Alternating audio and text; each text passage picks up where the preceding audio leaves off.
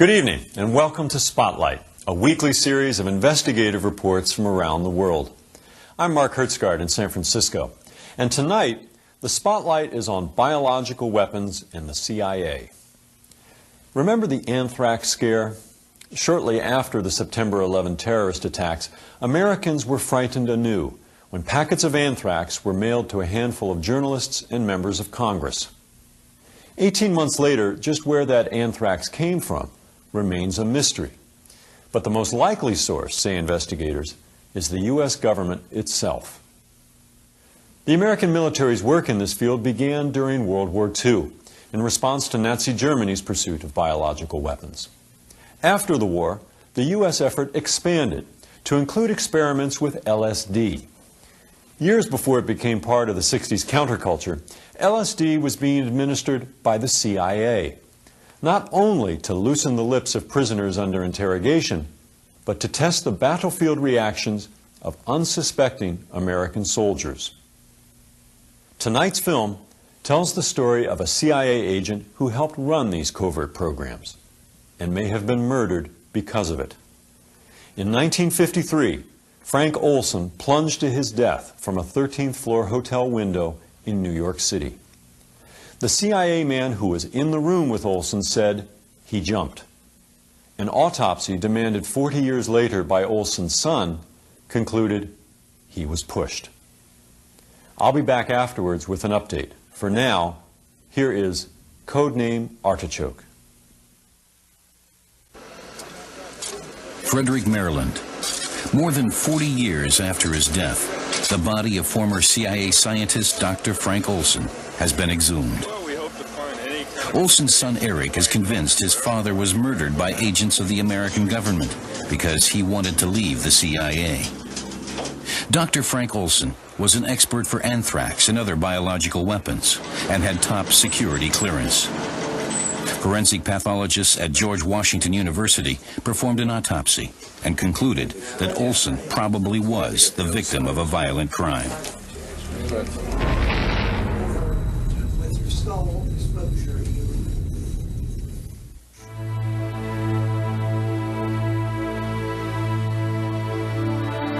I was very strongly identified with him. I loved him.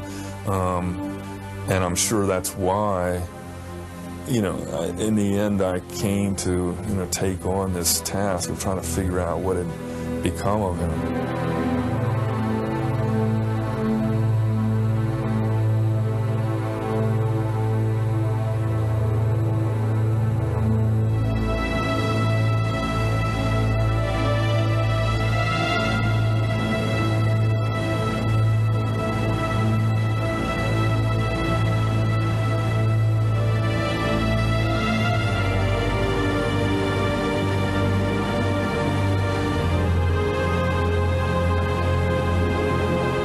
It has been 8 years since the exhumation.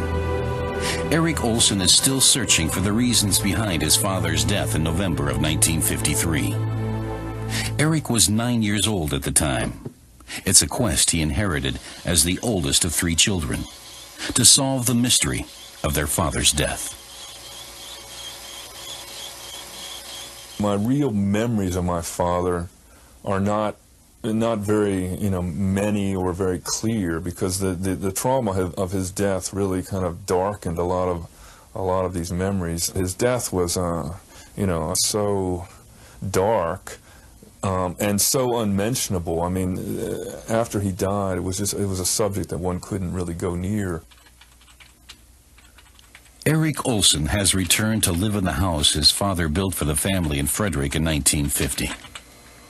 Back then, Olson Sr. was one of the biochemists responsible for the Biological Weapons Center the U.S. Army ran nearby. The anthrax letters that killed 5 and caused illness to several others have haunted Eric ever since. Could there be a connection between his father's death 5 decades ago and the acts of terror taking place today? We've been exposed to anthrax. Fight against anthrax. I don't have anthrax. Confirmation that anthrax killed 2 Washington postal workers. One man is dead. Being nervous these days. Those are the facts. It feels like every time we've been exposed to anthrax. Which serves the White House. The deadly disease that frightened America after the terrorist attacks on September 11th seems to have come from the same U.S. Army laboratory in Frederick, where Olson had worked, Fort Detrick. The Biological Weapons Lab was founded in 1943. At the time, the Americans feared Hitler might attack the Allied troops with a virus or bacteria. They quickly produced a gas mask and anthrax weapons in order to be able to strike back in kind. Monkeys and chimpanzees, mainly protective masks and clothing that resist bacteria. Dr. Frank Olson, an Army captain and one of the first scientists at Fort Detrick, worked together with Norman Cournoyer. The two became good friends. Their first sons were born within a few days of each other in 1944. We worked about 5 months in this thing called aerosols to see if we could take and test gas masks and impregnated clothing to see how good they were. And then one day he was transferred to working on hot agents. He said, "Norm, how about working for me in the hot stuff?" That's what we always referred to it. N was anthrax, X was botulism, and so forth. Christmas 1947. The war is finally over. Norman and his family celebrate together with Alice and Frank Olson and their children. Were we close? Yes, very, very close. Every day of the week for 2.5 years. So you can expect us to be close. Among the things his father left behind, Eric Olson found some home movies and slides. At first, he didn't pay them much attention, but today he sees that material from a different point of view. Might it contain any indication of the secret anthrax research his father was doing after the war? Frank Olson made a hobby of home movies. These scenes reveal nothing of his secret task involving deadly weapons. They show the perfect world of a young father, captured with the latest 8mm camera to hit the market. Afterwards, Frank Olson turned to photography. He brought home a lot of slides from his many travels. His photographs also primarily show private moments. Frank and his wife Alice and son Eric in 1945. Mr. and Mrs. Olson in 1947 with son Eric and daughter Lisa. Christmas 1949 in a tuxedo. Alice had given birth to their third child, Nils, in the meantime. The whole subject of the relationship between a wife and a husband who's doing, top secret classified work is a subject one could discuss at some length, because the wife, I think, develops, uncanny kinds of intuitions about all the things that are not being said, and she knows the limits of what she can ask. And for quite a long time, I think, possibly ever since my father began working at Detrick, actually, that the whole issue of the monkeys dying was a very delicate matter for him. And when he would come home from work for lunch and have a certain kind of expression, she would immediately know that this meant that morning all the monkeys had died, which meant that the experiment had been a success.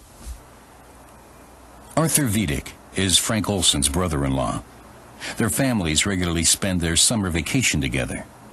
Vidic remembers Frank Olson as an American patriot who was enthusiastic about working for the Army's biological weapons program. He was a person who believed in what he was doing, who felt that the work that he was doing at the center in Frederick was important for the United States. He considered himself a terribly loyal and patriotic person. That kind of an attitude of loyalty was one way of expressing your Americanism. Dr. Frank Olson had worked for the U.S. Army's Biological Weapons Laboratory for exactly 10 years when he died in New York in the wee hours of November 28, 1953. He spent the night at the Hotel Pennsylvania, along with a CIA agent who was there to guard him. That night, Frank Olson plunged to his death from his room on the hotel's 13th floor.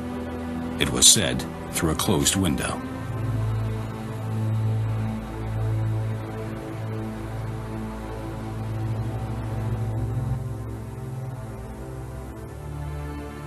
Niels, the youngest of Olson's 3 children, scribbled on the clipping with a crayon.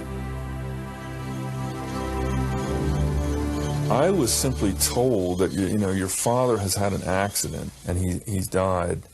And the only detail I was then given was that he had fallen or jumped out of a window. And I remember quite clearly just being totally stupefied by this. Because as a 9-year-old, I was old enough to have some idea of cause and effect, and I had no idea what does it mean to fall out of a window. I mean, how do you fall out of a window in the middle of the night? What is that? You know? Eric didn't understand, and for his mother, the subject of his father's death became a taboo.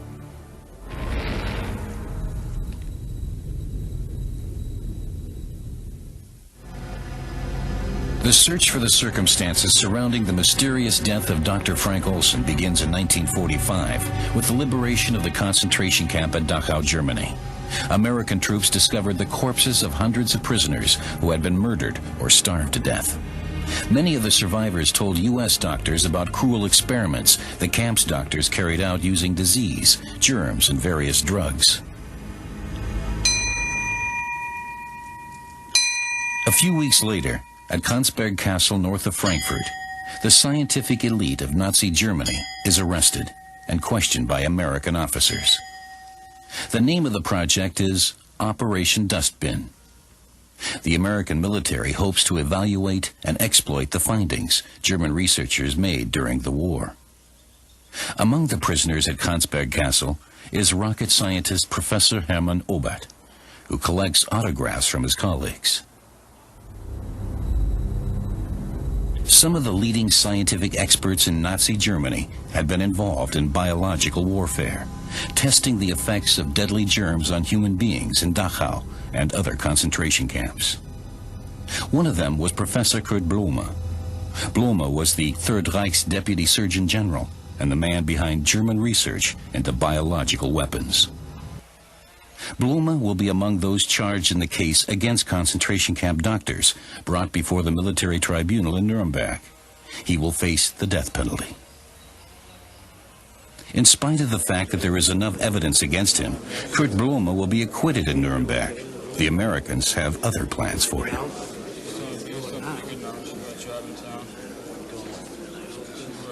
Ich habe hier in aller Offenheit bekannt, dass ich ein überzeugter Nationalsozialist und Anhänger Adolf Hitlers gewesen bin. We were interested in anyone who did work in biological warfare. Now, did they want to use that, the Nazis? Yes, absolutely. They wanted to use anything that would kill people. Anything. The Americans save Kurt Blume, seen here on the left, from death by hanging. In turn, he provides them with information about the Nazi biological weapons program. One of the specialists interrogating Blume is Donald Falconer, a friend and colleague of Frank Olson. Falconer is responsible for developing anthrax bombs. Today, more than 50 years later, Donald Falconer lives in a convalescent home not far from Friedrich. We had quite a number of beings. Well, maybe he came in a lesser... Eric Olson had visited Falconer several times, hoping his father's old friend might one day confide a crucial secret in him. But Falconer refuses to say anything, feeling bound by his military oath, and he doesn't want to be interviewed.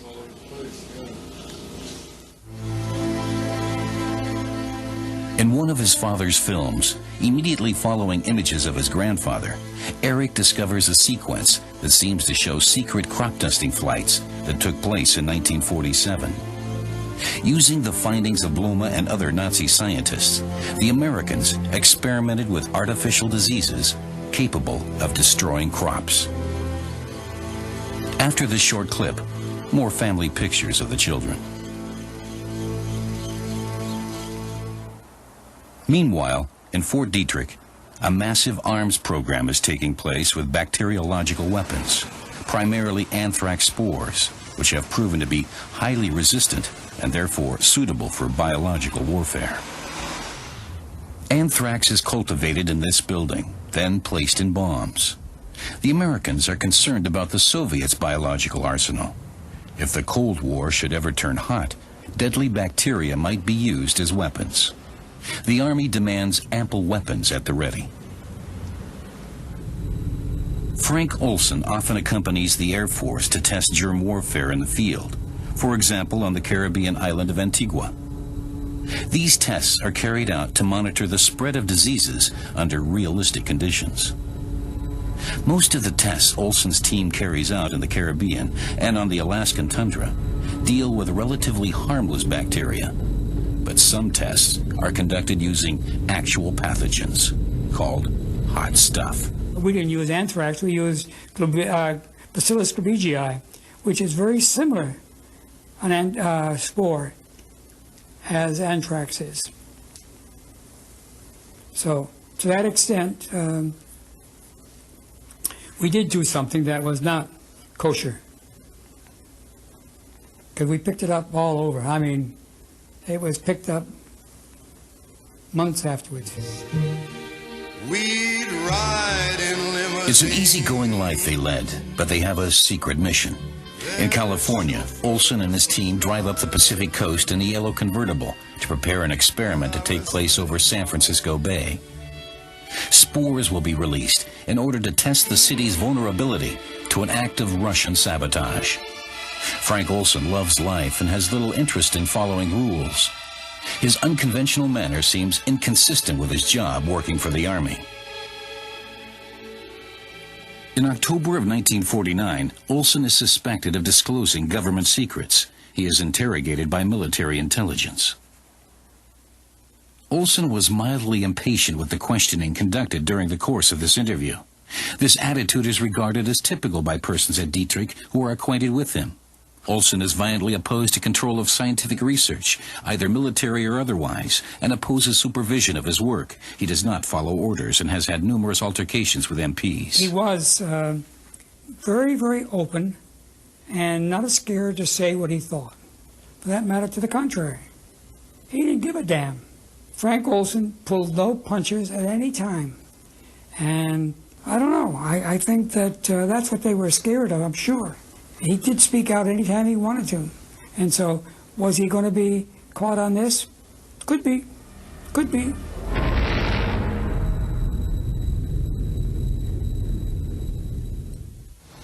As the scientist responsible for biological warfare experiments, Frank Olson was among the most important holders of confidential information during the Cold War.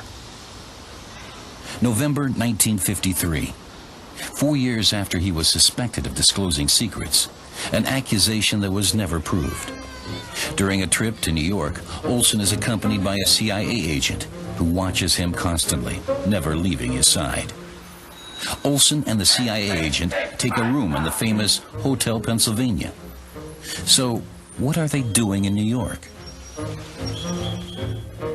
Armand Pastore is the manager of the hotel. He is on duty that night when Frank Olson falls from the 13th floor, landing on the sidewalk in front of the hotel. He was laying there looking at me, trying to speak to me. A very earnest look in his eyes, you know, wide open, but there was blood everywhere. There was blood from his nose, blood from his eyes, blood from his ears. There was a bone protruding from his left arm, sticking straight out. And then we kept trying to speak to him, but we were not really communicating because I couldn't understand anything he was saying. And then finally he died. Pastore notifies the police and accompanies them to the 13th floor. In the meantime, he has determined that Olson must have fallen to his death from 1018A, and that there was probably another person in the room at the time. Wait a minute, I said. It's possible somebody is in there.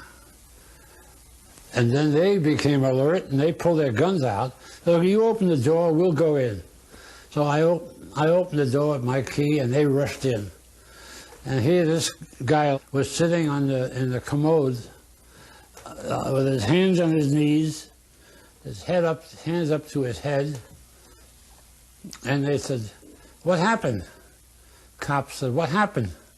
He said, "I don't know, I just heard a crash of glass, and then I see Frank Olson's out in the street. I looked out the window and he's down in the street."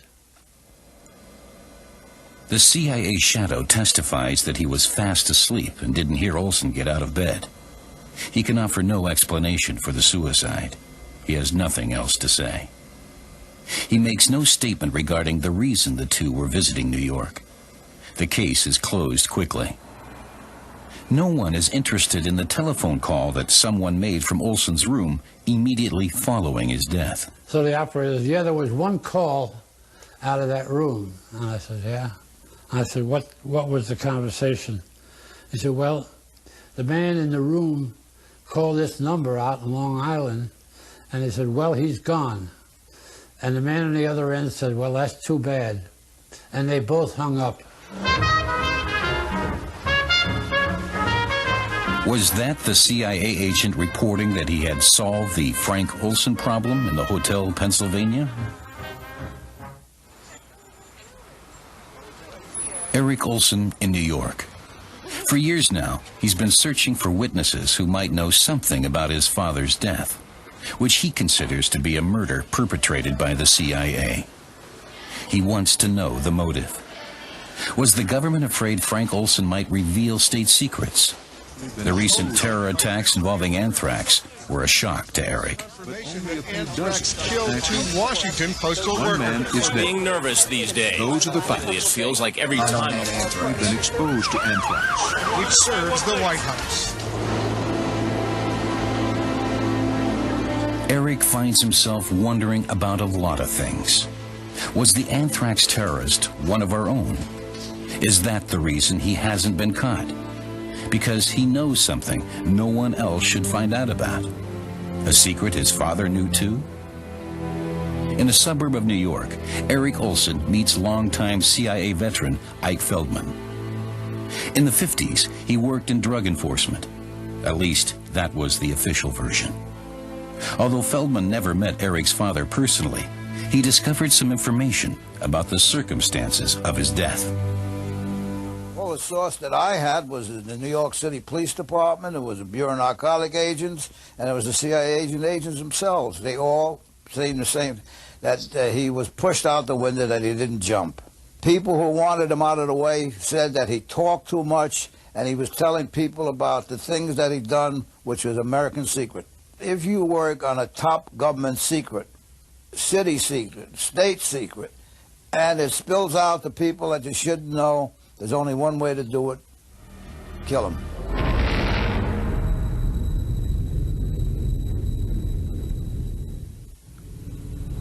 In April of 1950, Dr. Frank Olson received a diplomatic passport, unusual for an Army scientist. Did he have a new job? In the following years, he traveled often to Europe, including making several trips to Germany. Well, he was a member of the CIA. I only found this out after he told me about it, because I didn't know it, because to me he was a captain, and that's all I knew about it at first.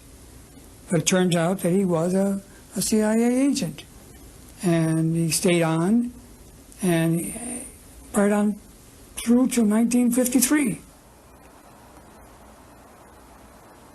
Pictures taken in Frankfurt and Heidelberg will later turn up among Olson's slides.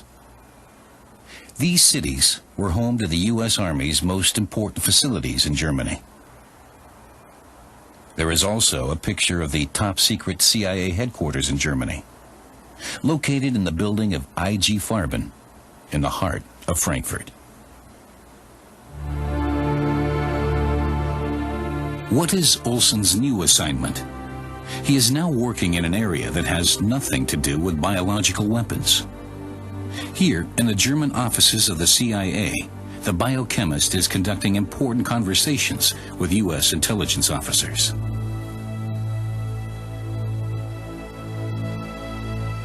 Increasingly, he can be found in the company of other CIA agents, including a certain John McNulty. It has to do with a top-secret project to use chemicals, drugs, and torture on human beings in order to break their will and make them submissive. Brainwashing. The code name for this operation? Artichoke. The team would enjoy the opportunity of applying artichoke techniques to individuals of dubious loyalty, suspected agents or plants, and subjects having known reasons for deception.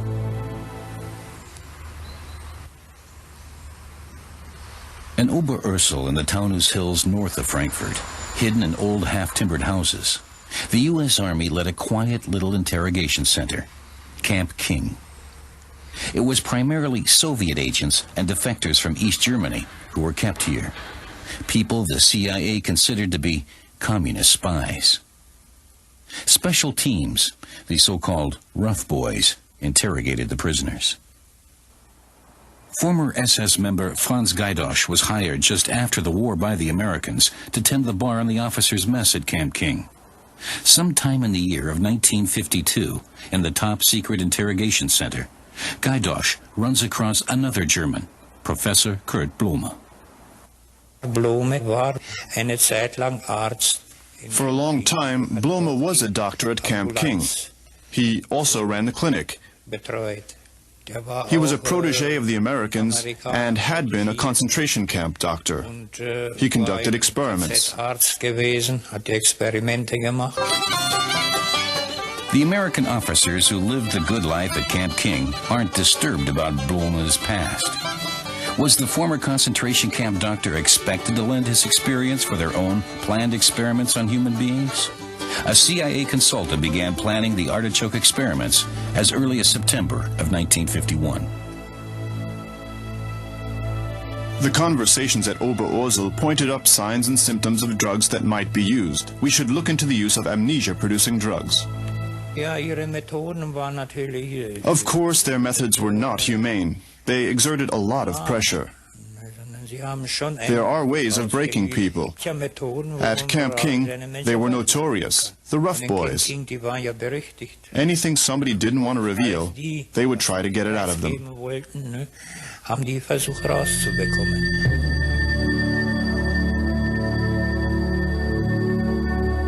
There are many indications that the cruel experiments involving human beings, Operation Artichoke, took place in this isolated CIA safe house near Camp King at the edge of a town called Kronberg. The former Schustervilla, now called Haus Waldhof, was built shortly after the turn of the century as the summer residence of a Jewish banking family from Frankfurt. The Nazis confiscated it in 1934, and the Americans took it over after the war. The neighbors, the community, didn't know who it was, what this place was, because the military personnel going in and out of the house weren't in uniform. They wore civilian clothing. The vehicles had no license tags, so the community wasn't even aware it was an American facility.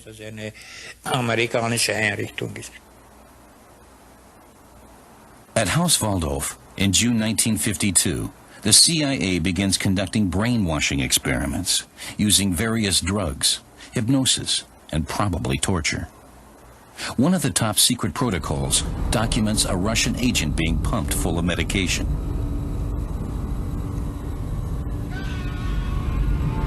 The goal of the experiments is to manipulate the human mind in order to extract secrets from its subjects, and then to erase their memory so they can't remember what happened to them.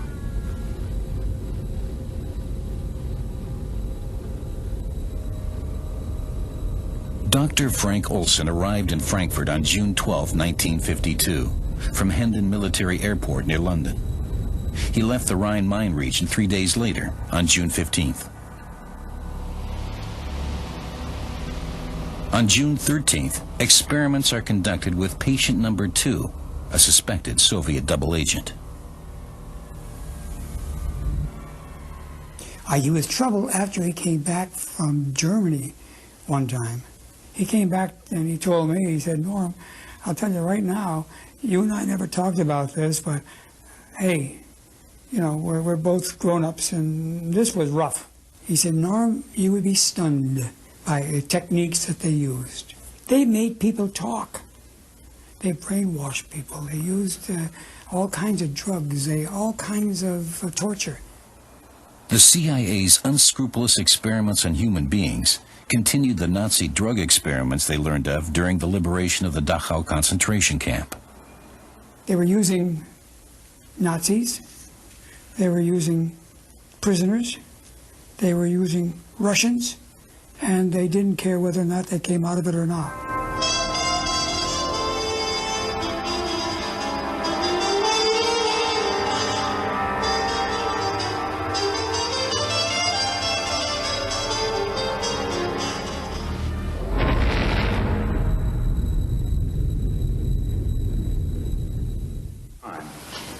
One of the things we had to do was to assemble an... Meanwhile, the U.S. Army was conducting extensive experiments with a new miracle drug, LSD. Here, for example, a soldier was expected to assemble a rifle while under the influence of the hallucinogen. The Army's LSD experiments took place on the campus of the Chemical Corps in Edgewood Arsenal. The scientists who worked in these laboratories in the early 50s and who collaborated closely with Frank Olson were looking for new hallucinogenic substances. They hoped to find a way to use the drugs on the battleground.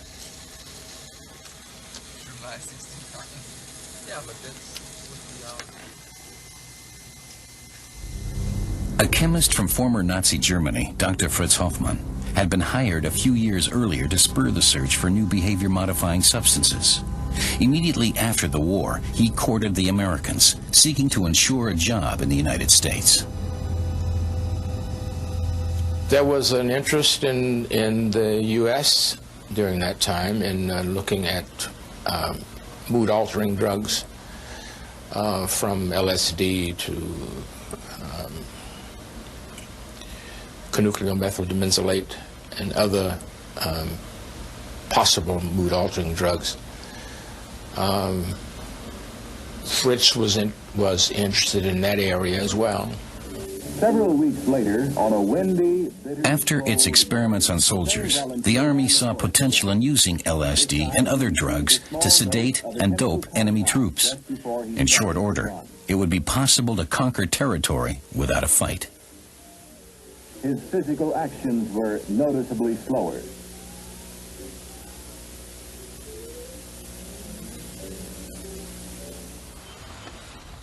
A short time later, the CIA begins conducting its own LSD experiments in the bohemian New York neighborhood of Greenwich Village on Bedford Street. But unlike the Army experiments, the subjects of these tests, which took place in an apartment disguised as a brothel, would not be informed. The CIA hired prostitutes to pour LSD into their customers' drinks and then lure them into revealing secrets. My purpose was to see that we got guys up there who we wanted to talk, and through other people we got prostitutes to come in and speak to these guys. And these prostitutes would put something, which I found out later on was LSD, into the drink and make them talk. Either they wanted to talk about narcotics, security, or crime. This was all part of the CIA experiment. They called it dirty tricks. LSD, it was soon learned, was a much more effective way to loosen the tongue than alcohol was.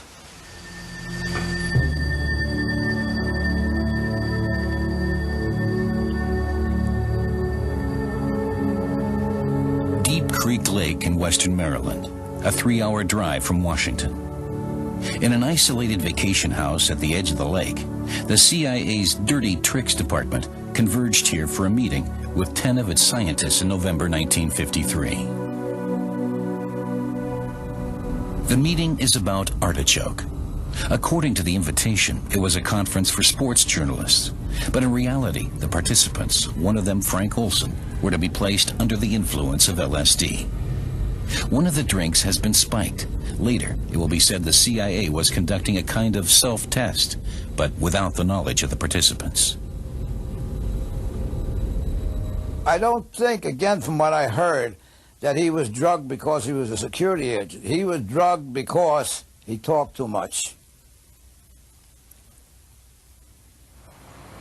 When Frank Olson was later briefed about the LSD experiment, he knew immediately what it meant. They had interrogated him with artichoke techniques. Friday evening, he came home and spent the weekend, in this house with my mother and brother and sister and me. And during much of that weekend, they sat on a sofa, which was just over here, and it was a foggy November weekend, as she described it. And they sort of sat there, holding hands and kind of staring out these big windows into the fog. And he described having made something he referred to as a terrible mistake. The CIA brings Olson, accompanied by an agent, to New York. In the hotel, they are joined by a doctor working for the Secret Service, who administers medication. Frank Olson has become a security risk, but it seems the CIA has already found a solution.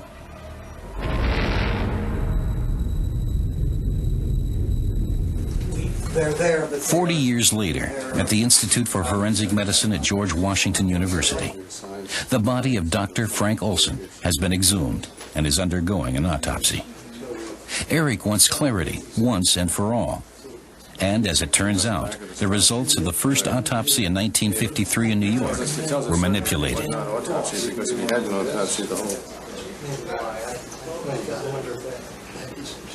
A report from New York City in the medical examiner's office, which I had before me, was totally inaccurate in some very important respects. It talked about lacerations, cuts of the flesh, that in all probability might have been caused by glass in the course of his fall. There were no lacerations. They were not there, totally non-existent.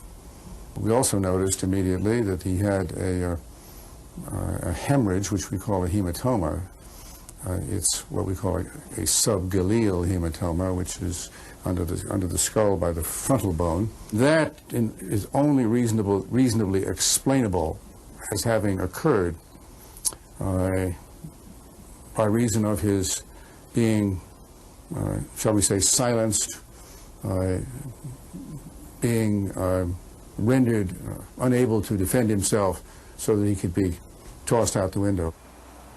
Stars arranges to visit the Pennsylvania Hotel with Armand Pastore, the hotel manager who found Frank Olson that night. Afterwards, he makes his judgment. It is my view, and that of a number of my team members, not all of them, but a number of my team members, that it was homicide. That would mean Frank Olson was first knocked out by a targeted blow and then thrown out of the open hotel window. Just a few months before the murder took place, the CIA had this study of assassination prepared, a how-to book for agents on how to kill people without leaving any clues. In this report it says, "The most efficient accident in simple assassination is a fall of 75 feet or more onto a hard surface. In some cases, it will be necessary to stun or drug the subject before dropping him." What was spelled out in that assassination manual was almost letter for letter what happened to Dr. Olson. And it was a protocol, as we call it, for an assassination, which fit like the fingers in a glove. So was it in fact murder? But for what reason? Why did Olson speak of a terrible mistake he had made? There's a piece missing, and I'm not sure that I'm the one to give it to you. But what happened was that he just got involved in it in a way that he was not happy about it, but there's nothing he could do about it. He was CIA, and they took it to the end. Summer 1953. Frank Olson and his father-in-law cut down a tree. Then the family goes to Tupper Lake on vacation, just like every year, with Arthur Vidic, his wife, and their children. Everything seems the same as always, but that appearance is deceiving. Frank is troubled by something, and he makes an attempt to confide in his brother-in-law, Art. I'd never had a conversation with him about anything that might have involved moral values. What startled me about it was that he had mentioned the Bible and that he was struggling with something. You knew that there was a problem that he was attempting to confront. But what that problem was, I didn't know. I can visualize his face, actually. It was drawn in a way I'd never seen him before. While the family enjoys summertime at the lake, Frank retreats into his own world. My mother also recalled that my father was short-tempered during that last summer, and that she knew that he had been going through some kind of crisis. I mean, she knew he hadn't been sleeping well, and she knew he wasn't really at peace. He had been agitated and worried about something, and had, from time to time discussed leaving Dietrich, leaving his job and retraining himself as a dentist.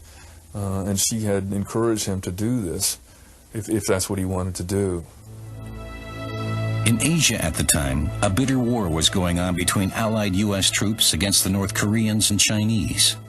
It had already been going on for 3 years. It was the first long-awaited and long-feared battle between the West and communism. Could the Korean War have anything to do with Frank's personal problems?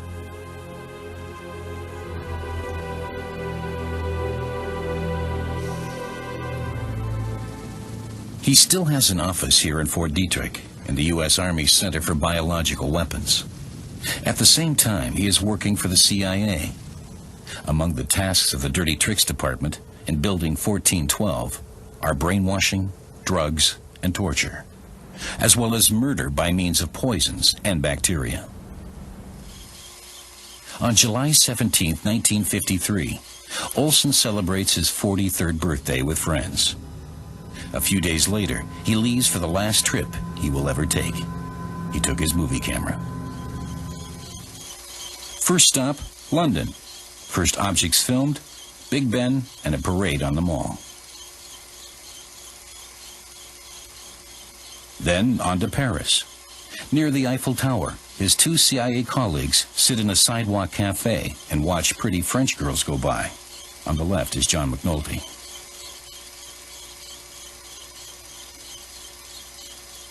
Paris, London, Stockholm. Frank will later write on the packaging. His son Eric is seeing his father's last film for the first time in his memory. Then, suddenly, a picture of the ruins of the Reichstag and Brandenburg Gate. The Soviet memorial for the victims of the Second World War. So Frank Olson was also in Berlin early in August 1953. In Zehlendorf, he photographs the headquarters of the American Army. Is Frank Olson on a secret artichoke mission? Several top-level communist agents were being interrogated in Berlin at the time. It was a time of intense political and military tension in the divided city, just weeks after the civilian uprising in the Soviet sector. At the Army headquarters in Berlin, Olson apparently witnessed brutal interrogation methods.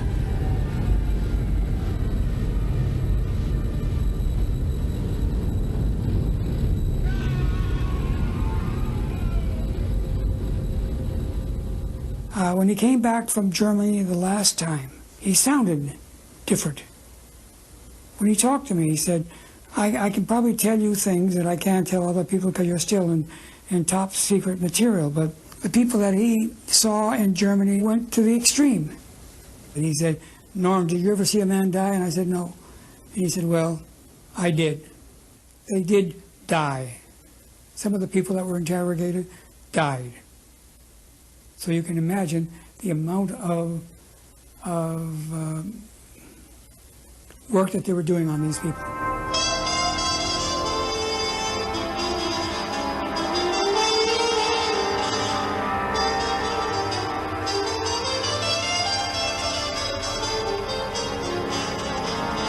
He said that he was going to leave. He told me that.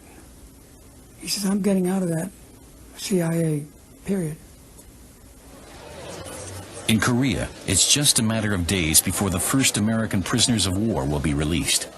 Some of them will face charges of high treason because they accuse their own country of conducting biological warfare.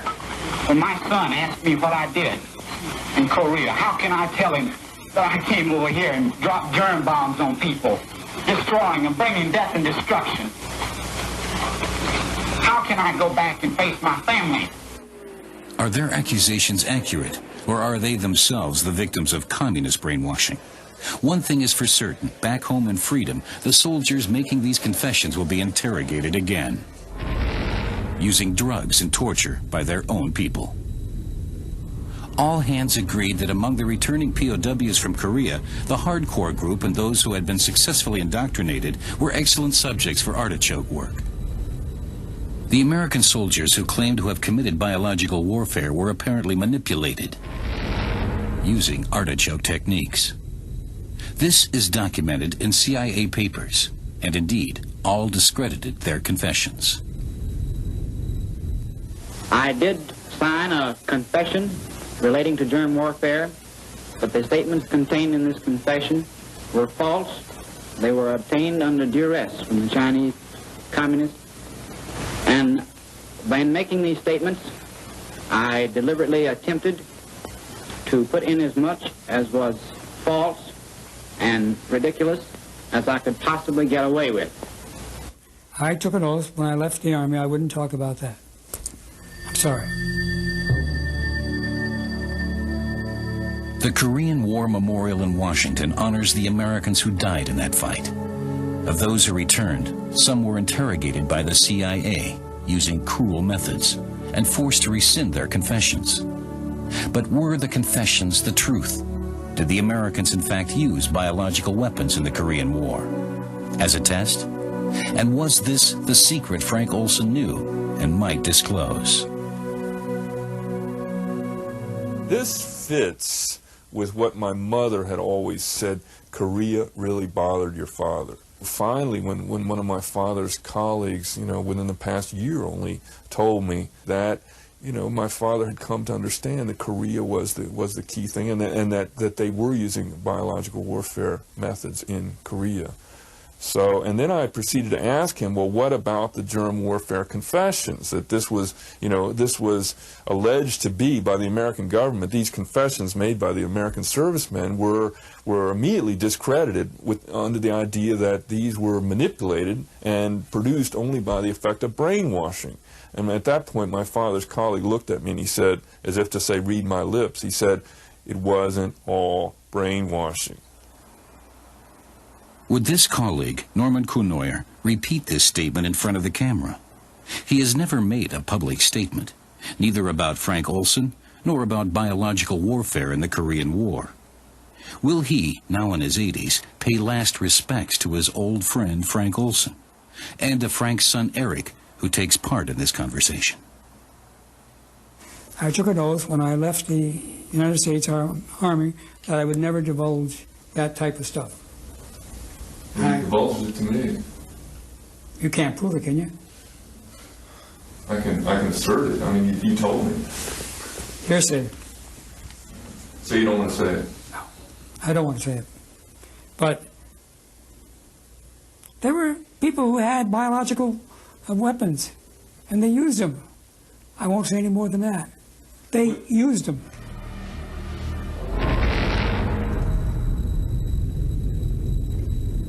Was there a reason for your dad being killed by the CIA? Probably so.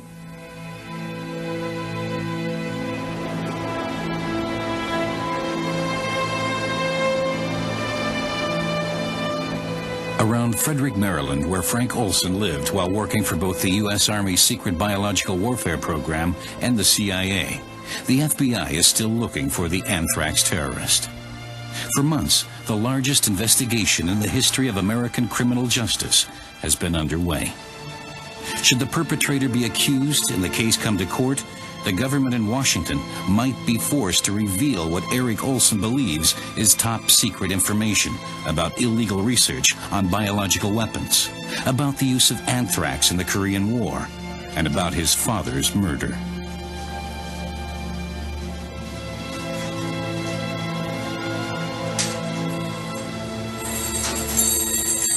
Eric wants to tell his friend Bruce about the latest evidence.